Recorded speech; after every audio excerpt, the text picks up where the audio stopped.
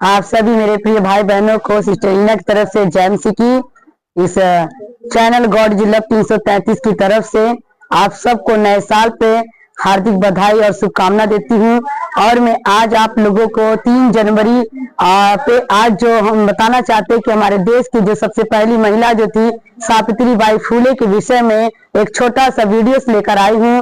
मैं और हमारी टीम के द्वारा हम ये दिखाना चाहते हैं कि हमारे देश में जो सबसे पहली महिला सावित्री बाई फुले ने किस प्रकार से शिक्षा को हमारे देश में महिलाओं के बीच में आने का एक प्रयास किया, कोशिश की और लगन लगाकर उन्होंने प्रयास किया, कोशिश की कि आज हमारी सारी महिलाएं पढ़ लिख करके शिक्षित बने। तो जिसके बारे में कुछ बताना चाहती हूँ और आप लोग देख सकते हैं सावित्री बाई फुले जिनका जन्म 3 जनवरी 1831 में हुआ था।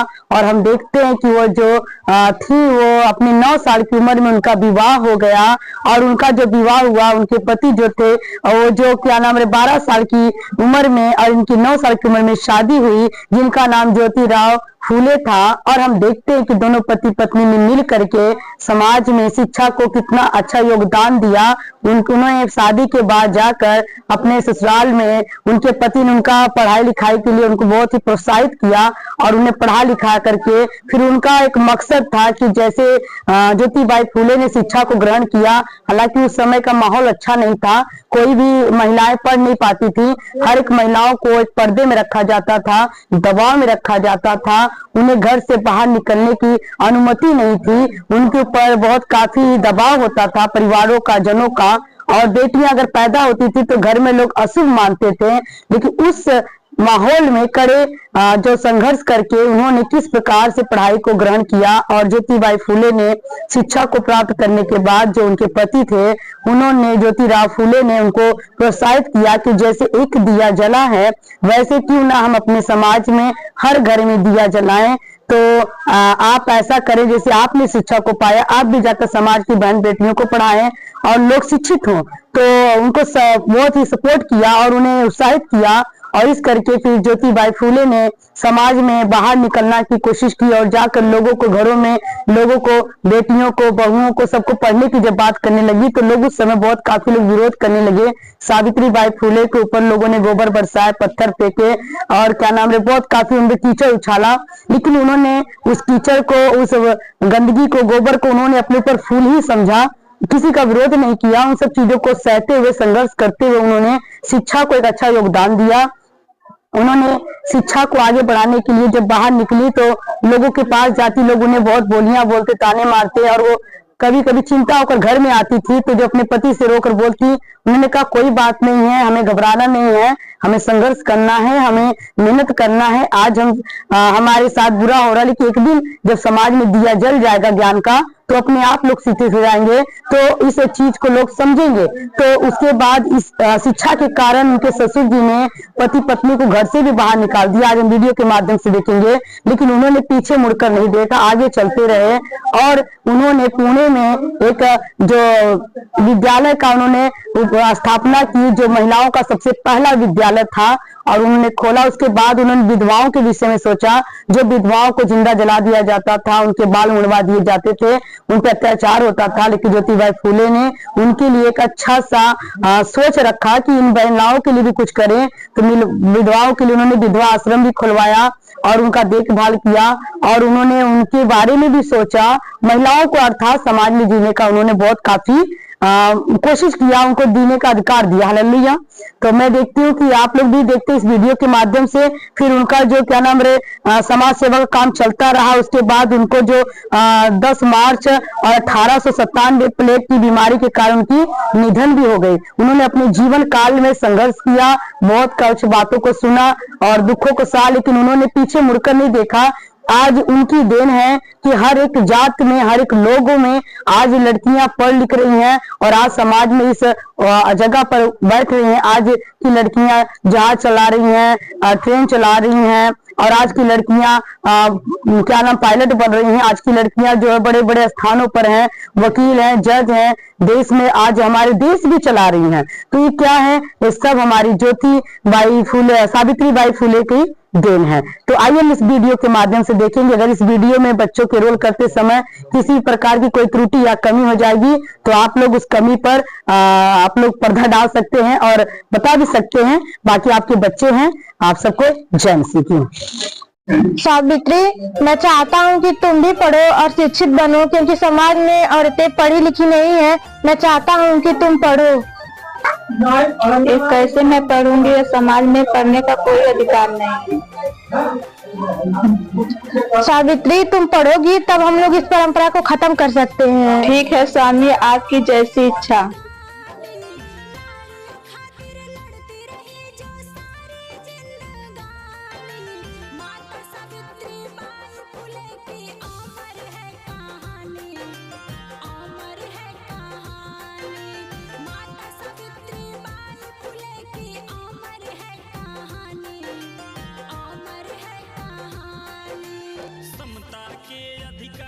खातिर खूब लड़ी मर्दानी, महिलाओं की शिक्षा खातिर खूब लड़ी मर्दानी। माता सावित्री बाई फुले की अमर है कहानी, अमर है कहानी। माता सावित्री बाई फुले की अमर है कहानी, अमर है कहानी।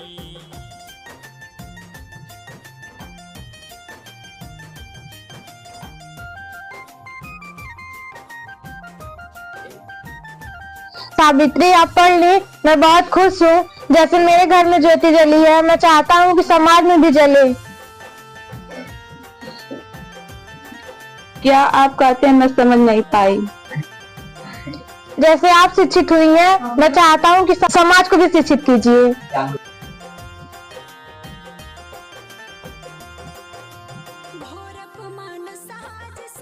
जी, अपने बच्चों को स्कूल भेजिए।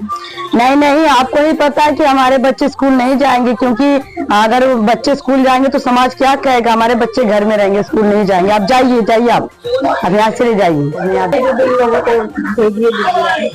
ठीक है, चले जाओ इन लोगों को। जाओ बच्चे पढ़ने जाओ, इनके स्कूल में जाओ, जाओ। ठीक है, ले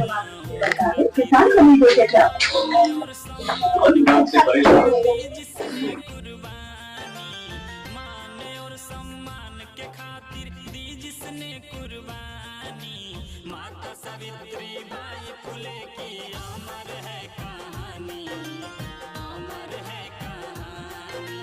माता सावित्री बाई फुले की अमर है कहानी, अमर है कहानी।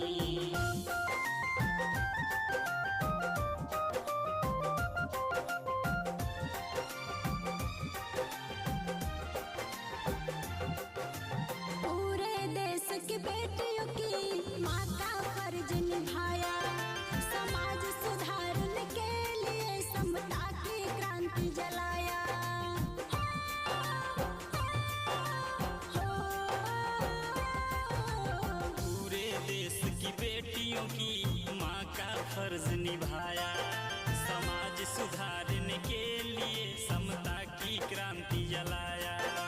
मान और सम्मान के खातिर दी जिसने कुर्बानी, मान और सम्मान के खातिर दी जिसने कुर्बानी। माता सावित्री बाई फुले की अमर है कहानी, अमर है कहानी। माता सावित्री बाई फुले की अमर है कहानी, अमर है कहानी।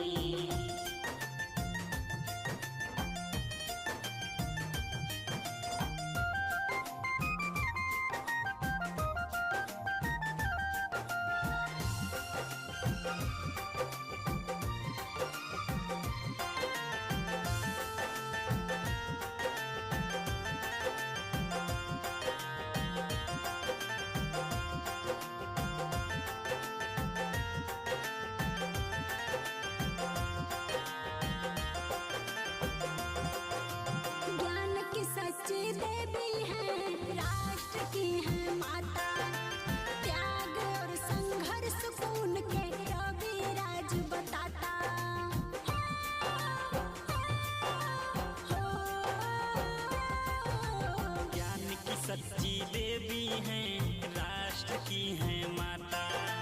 त्याग और संघर्ष को उनके रवि राज बताता।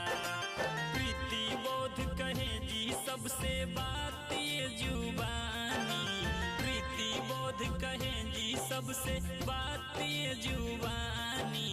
माता सावित्री बाई फुले की अमर है कहानी, अमर है कहानी। माता सावित्री बाई फुले की अमर है कहानी, अमर है कहानी।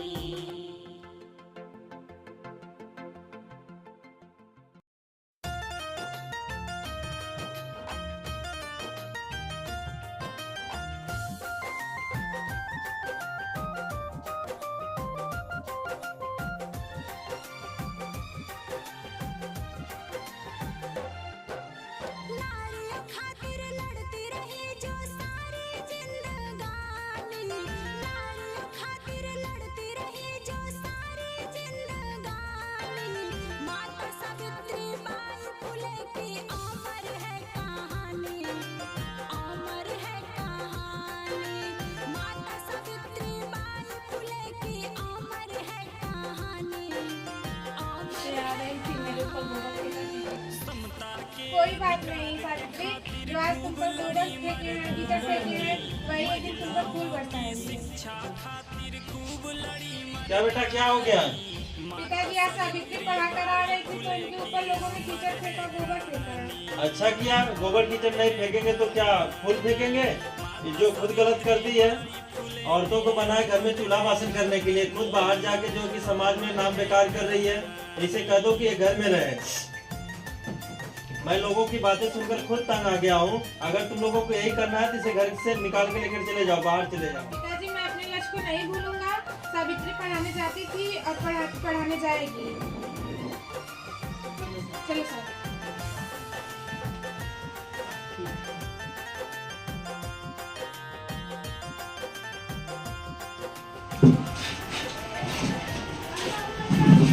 और भैया जी हाँ बढ़िया बढ़िया बढ़िया है। हाँ, बैठिए।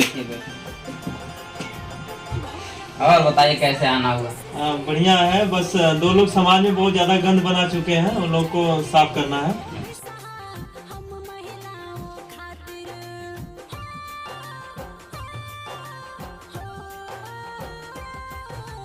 घोर अपमान सहा जिसने सब महिलाओं आप हमें मारने आए थे, मार के क्या करेंगे आप लोग? आप हमें मारने आए हैं, हमें मारकर क्या पाएंगे? कुछ भी नहीं। आप पैसे पाए हैं 1000 तो हमें मारेंगे फिर खत्म हो जाएगा, किसी और को मारेंगे तब भी खत्म हो जाएगा, और किसी को मारेंगे पैसे तो खत्म हो जाएगा। इससे अच्छा है कि आप अपने बच्चों का भविष्य बनाएं। हम लोग तो शिक्षित कर रहे हैं समाज को, आप अपने बच्चों को भेजिए, आपके बच्चे भी शिक्षित होंगे। आप लोग क्या करेंगे? हम लोग तो इसलिए पढ़ा रहे हैं बच्चों के, ताकि बच्चे आगे पढ़ के शिक्षित हो, पढ़े लिखे कुछ बने। और आप ऐसे हम लोगों को मार देंगे तो वो बच्चे न पढ़ पाएंगे, आप ही लोगों की तरह गुंडा बनेंगे, आपके बच्चे चोर बनेंगे, डाकू बनेंगे। आप चाहते हैं आपके बच्चे चोर डाकू बने? आप यही मार्ग दिखाना चाहते हैं अपने बच्चों को? ये भाई साहब बात बहुत अच्छी कह रहे हैं। हाँ सही पे अमल करना पड़ेगा। माफ कर दीजिए, हमसे गलती हो गई है।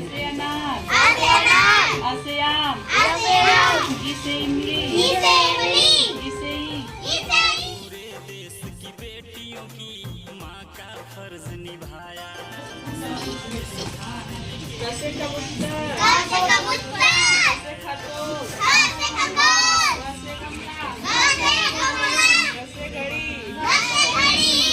मैंने पूछना जैसे चरखा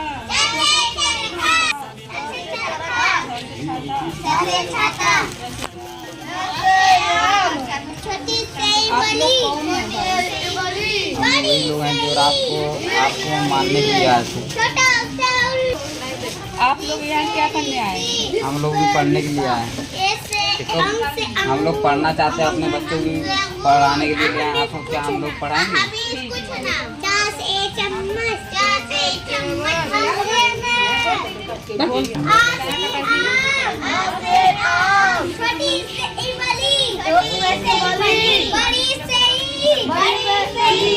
छोटा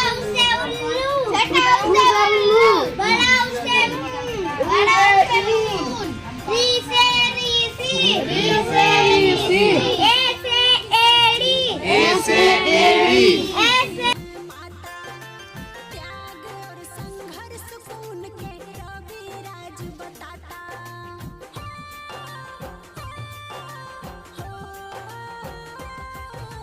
ज्ञान की सच्ची देवी हैं, राष्ट्र की हैं माता। त्याग और संघर्ष को उनके रविराज बताता। प्रीति बोध कहे जी सबसे बात ये जुबानी। प्रीति बोध कहे जी सबसे बात ये जुबानी। माता सावित्री बाई फुले की अमर है कहानी, अमर है कैसी भाई हमारा एक दोस्त है, उसकी बहन है, वो विधवा है, उसकी परेशानी आपके दूर कर सकते हैं। ठीक है, मैं क्या कर सकती हूँ? आप ही उसकी मदद कर सकते हैं। ठीक है।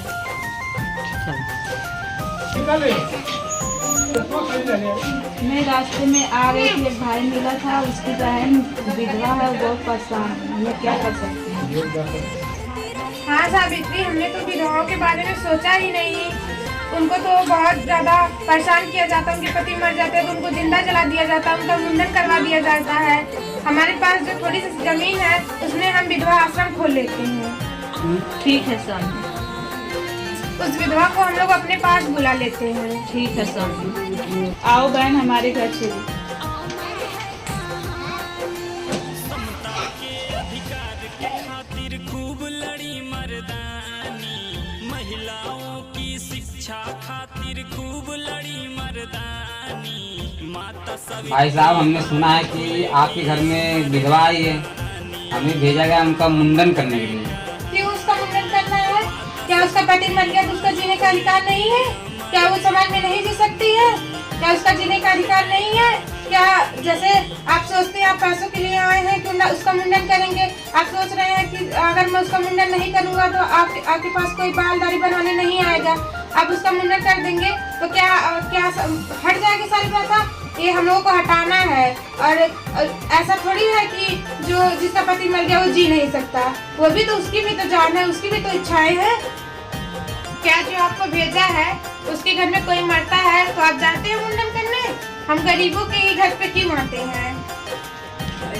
क्या आपको जो भेजे हैं उनके घर में उनके बहन बेटियों के पति मर जाते हैं तो क्या आप उनके बहन बेटियों का मुंडन करने जाते हैं? क्यों? तो हमारे यहाँ क्यों आते हैं? मजबूरी, अगर हम ये सब करने नहीं आएंगे तो हमारे यहाँ कोई दाढ़ी बाल बनवाने नहीं आएगी। यही तो बात है, हम लोगों को ये प्रथा मिलकर खत्म करनी है, इसको आगे नहीं बढ़ाना है। क्योंकि जो बड़े हैं उनके घर में नहीं जाते हैं और जो छोटे लोग हैं उनके घर में आते हैं। ये प्रथा हम लोगों को मिलकर खत्म करनी है। अपने पेट के लिए दूसरों की जिंदगी से खिलवाड़ क्यों करना है? ठीक है भाई साहब, समझा। सावित्री, हमने तो विधवाओं के लिए वृद्धाश्रम खोल लिया, अब बच्चों के लिए एक स्कूल खोलते हैं, उसमें वजीफा की सुविधा उपलब्ध करते हैं ताकि जिन बच्चों के माँ बाप उन्हें नहीं पढ़ा सकते वो अपने बच्चों को भी भेजे पढ़ने के लिए। अब तक तो तुम पेड़ के नीचे पढ़ाती थी, बच्चों को बहुत दिक्कत होती थी, अब हम बहुत बड़ा विद्यालय खोलेंगे, उसमें बच्चे पढ़ेंगे, आराम से पढ़ेंगे, उन्हें सारी सुविधा भी दी जाएगी। ठीक है स्वामी। पूरे देश की बेटियों की माँ का फर्ज निभाया, समाज सुधारने के लिए समता की क्रांति जलाया।